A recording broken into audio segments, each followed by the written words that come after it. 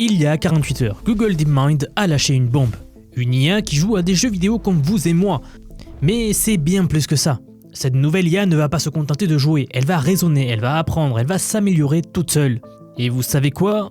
En 18 mois, elle a doublé ses performances pour atteindre 65% de réussite contre 31% auparavant.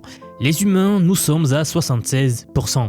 Aujourd'hui, restez bien jusqu'à la fin parce que je vais vous montrer comment cette technologie va changer la robotique et le monde pour toujours. Au passage, si ce format vous aide, pensez à vous abonner et à vous inscrire à la newsletter. Je vous y envoie un résumé clair de l'actu de lundi à vendredi. Et pour les analyses en temps réel, rejoignez-moi sur x.com. Bonjour à tous, vous voulez savoir ce qu'il se passe quand une IA peut jouer à n'importe quel jeu en utilisant simplement un clavier et une souris? Exactement comme vous? Vous êtes ici sur le point de découvrir Sima 2. Et croyez-moi, c'est l'une des avancées les plus importantes de 2025 dans la course à l'AGI. Elle tombe à point nommé. Pendant que certains parlent de modèles génératifs ou de chatbots, DeepMind construisait silencieusement le cerveau des futurs robots. Alors commençons par le début. Sima, ça veut dire Scalable Instructable Multi-World Agent. En gros, un agent IA qui peut recevoir des instructions en langage naturel et les exécuter dans des mondes virtuels 3D. La première version est sortie en mars 2024. Elle pouvait faire 600 tâches différentes à peu près, comme tourner à gauche, grimper sur une échelle, ouvrir une carte, etc. Des choses plutôt basiques, non? Mais voilà le truc génial. Cette IA, elle regarde l'écran comme vous. Elle utilise un clavier et une souris virtuelle. Elle n'a pas accès au code du jeu. Et ça, c'est fondamental. Parce que toutes les IA qui vous ont impressionné avant ça, AlphaGo ou AlphaStar de DeepMind qui a battu les champions de StarCraft 2, elles ne jouaient pas vraiment comme nous. Elles avaient accès à l'API du jeu, donc aux données cachées, aux informations que vous ne voyez pas à l'écran. C'était un peu comme jouer aux échecs en voyant les pensées de votre adversaire. Sima, ici, c'est différent. Elle voit juste des pixels sur un écran, elle appuie sur des touches. Exactement comme quand vous découvrez un nouveau jeu et que vous galérez à comprendre les contrôles. Maintenant, avance rapide jusqu'à fin novembre 2025, Sima 2 débarque. Et là, tout change. Vous vous souvenez que je vous ai dit que la version 1 avait 31% de réussite sur des tâches complexes? Eh bien, la version 2 passe à 65%. Et ce n'est pas une amélioration incrémentale, c'est une refonte complète de l'architecture. Parce que maintenant, au cœur de Sima 2, il y a Gemini. Vous le savez sans doute, hein, Gemini c'est le modèle de langage phare de Google, un des mastodontes aujourd'hui dans le domaine de l'IA. Et quand je dis que ça change tout, je ne plaisante pas. Sima 1 était un agent d'apprentissage par renforcement assez classique. On lui montrait des vidéos de joueurs humains, on lui disait voilà comment on fait, et elle essayait de reproduire. Sima 2, elle, peut maintenant raisonner. Elle peut comprendre votre intention, planifier plusieurs étapes à l'avance et même vous expliquer ce qu'elle fait. C'est Jane Wang, la chercheuse senior chez DeepMind, qui a dit quelque chose de fascinant lors de la présentation de l'outil. Elle a dit « Vous pouvez lui donner un objectif comme construire un abri, et Sima 2 va déterminer quels matériaux elle a besoin, où les trouver et comment tout assembler. » Laissez-moi vous donner un exemple concret. Dans Minecraft, on lui a dit « Va dans la grotte en haut à gauche et mine du charbon ». La première version galère, elle se perd, elle tourne en rond. Sima 2, elle va analyser la situation, elle dit « D'accord, je vais vers la grotte là-haut à gauche pour trouver du charbon ». Elle y va, elle trouve le charbon à l'intérieur et elle commence à miner. Mission accomplie en quelques secondes. Dans un autre jeu, on lui demande de trouver un feu de camp. Sima 1 erre dans la forêt sans succès. Sima 2 regarde autour d'elle, elle repère le feu de camp et s'approche. Terminé. Et ça, pourquoi je vous le montre? Parce que c'est Gemini qui le permet. Parce que Gemini est multimodal.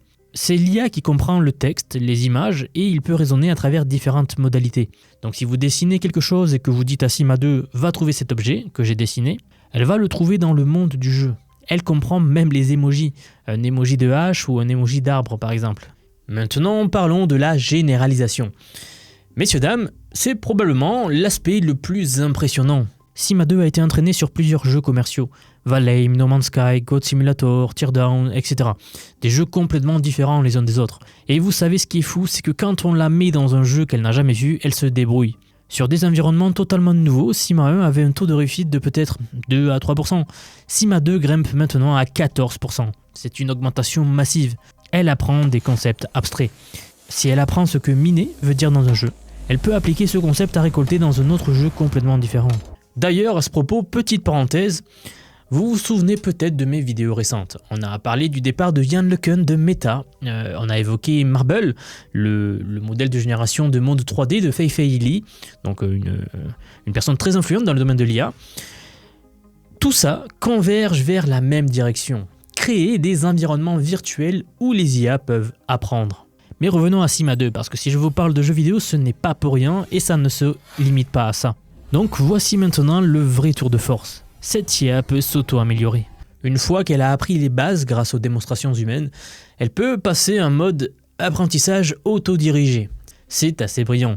Alors, comment est-ce que ça marche ? En fait, vous avez ici une instance de Gemini qui joue le rôle de l'agent, celui qui joue au jeu. Vous avez une autre instance de Gemini qui joue le rôle du créateur de tâches, celui qui va faire ci, va faire ça. Et vous avez une troisième instance de Gemini qui joue le rôle du modèle de récompense, celui qui évalue si la tâche a été bien faite ou non. Ces trois instances de Gemini travaillent ensemble. L'agent essaie ainsi de faire la tâche. Le modèle de récompense, lui dit si c'était bien ou non, et l'agent apprend ainsi de ses erreurs. Tout ça génère de l'expérience synthétique qui sert à entraîner la prochaine version encore meilleure. C'est un cercle vertueux, si vous voulez, d'amélioration continue, sans intervention humaine. Et encore une fois, si vous suivez cette chaîne depuis un moment, vous savez qu'on parle de ça depuis des années.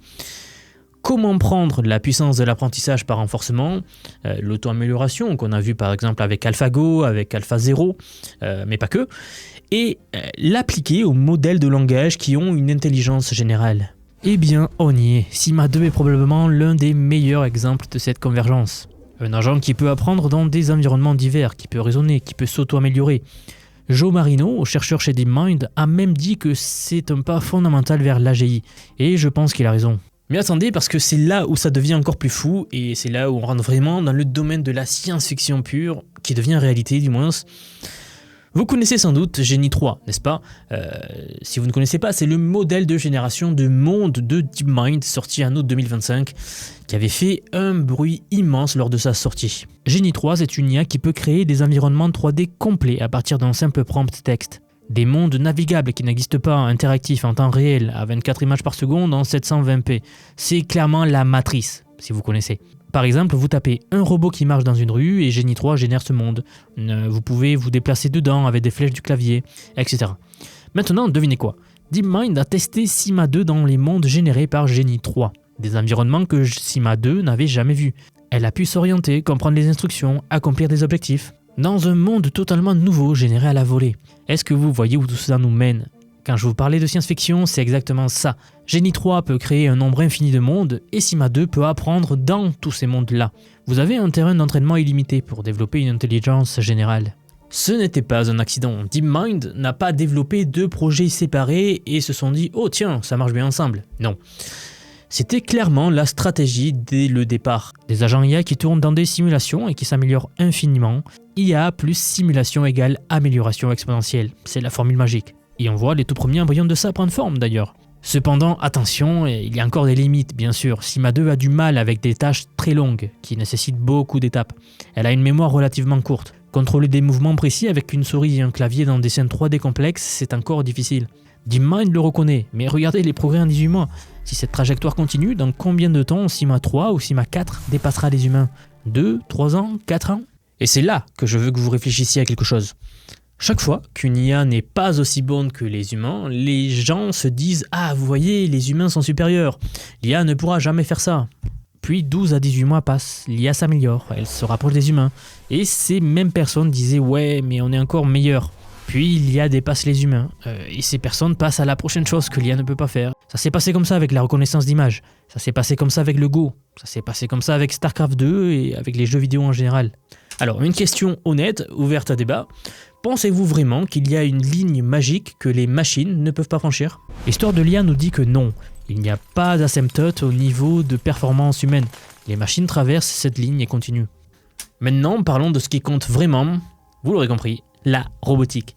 Parce que, voilà, c'est là que Sima 2 va avoir son vrai impact. Réfléchissez-y. Si cette IA peut apprendre à jouer à 1000 jeux différents juste en les regardant et en utilisant un clavier et une souris, qu'est-ce qui se passe quand on met ce cerveau dans un robot physique ? Pour l'IA, c'est juste le jeu numéro 1001.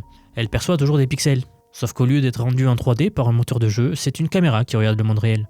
Elle envoie toujours des commandes. Sauf qu'au lieu de bouger un personnage dans un jeu, ça bouge un robot dans le monde physique. Si l'IA peut généraliser entre jeux vidéo, ses compétences se transféreront aussi au monde réel et c'est pour ça que j'ai autant insisté sur le sujet.